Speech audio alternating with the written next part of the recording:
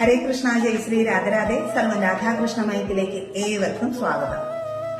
മഹാഭാരത യുദ്ധത്തിന് ശേഷം തന്റെ 5 മക്കളെയും നഷ്ടപ്പെട്ട ദ്രൗപദിയുടെ മുൻപിലേക്ക് അശ്വത്ഥാമാവിനെ കൂട്ടിക്കൊണ്ടുവരുന്ന ഒരു രംഗമുണ്ട്. പുത്രദുഃഖത്താൽ വാവിട്ട് നിലവിളിക്കുന്ന ദ്രൗപദിയുടെ മുൻപിൽ അറുത്തെടുത്ത അശ്വത്ഥാമാവിന്റെ ശിരസ് സമ്മാനിക്കണം എന്നാണ് അർജുനൻ ശപഥം ചെയ്തത്. അങ്ങനെ തന്നെ ബന്ധനസ്ഥനാക്കാൻ വരുന്ന അർജുനനെ കണ്ട് ഭയന്ന അശ്വത്ഥാമാവ് അർജുനന് നേരെ ബ്രഹ്മാസ്ത്രം പ്രയോഗിക്കുകയാണ്. അങ്ങനെ ഇതിൽ ഭയപ്പെട്ട അർജുനനോട് ആ ബ്രഹ്മാസ്ത്രത്തെ പ്രതിരോധിക്കുവാൻ അർജുനനോടും ബ്രഹ്മാസ്ത്രം പ്രയോഗിക്കുവാനായിട്ട് ഭഗവാൻ ശ്രീകൃഷ്ണൻ ആജ്ഞാപിക്കുകയാണ്. അങ്ങനെ ഈ 2 ബ്രഹ്മാസ്ത്രങ്ങളും ചേർന്ന് ഈ പ്രപഞ്ചം തന്നെ കത്തിച്ച് നശിപ്പിച്ചേക്കാം എന്ന അവസ്ഥ വരുമ്പോൾ ഭഗവാൻ തന്നെ പറയും ഇരുവരോടും അത് പിൻവലിക്കാനായിട്ട്. എന്നാൽ അശ്വത്ഥാമാവ് അതിനൊരിക്കലും തയ്യാറാകില്ല. അങ്ങനെ അർജുനൻ തന്നെ ഈ 2 ബ്രഹ്മാസ്ത്രങ്ങളും സംഹരിക്കുകയാണ്. അങ്ങനെ അശ്വത്ഥാമാവിനെ ബന്ധനസ്ഥനാക്കി ദ്രൗപദി ദേവിയുടെ മുൻപിലേക്ക് കൊണ്ടുവരികയാണ്. അതിനെ ഒരു പശുവിനെ പോലെ അശ്വത്ഥാമാവ് ദ്രൗപദിയുടെ കാൽക്കീഴിൽ അഭയം പ്രാപിക്കുകയാണ്.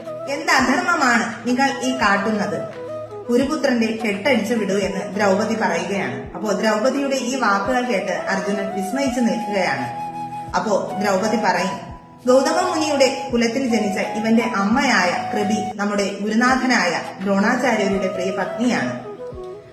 അവരുടെ പുത്രൻ നമ്മുടെ മക്കളെ എല്ലാം തന്നെ അരും കൊല ചെയ്തപ്പോൾ നമ്മൾ എത്ര ദുഃഖമാണ് അനുഭവിച്ചത്.